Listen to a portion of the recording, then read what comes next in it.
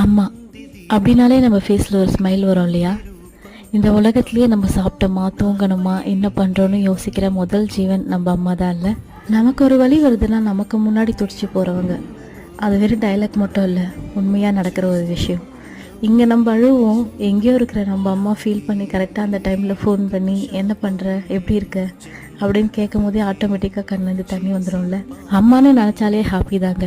அந்த மாதிரி தான் எனக்கு ஃபீல் ஆகும். எவ்வளோ பிரச்சனை இருந்தாலும் சிம்பிளாக ஒரே வேர்டில் அந்த பிரச்சனையை தள்ளி விட்டு போயிட்டே இருப்பாங்க, தூசி மாதிரி தட்டி விட்டுட்டு. அதுதான் எங்கள் அம்மா. உங்கள் அம்மா எதை மாதிரின்றதை கமெண்ட்டில் ஷேர் பண்ணுங்கள்.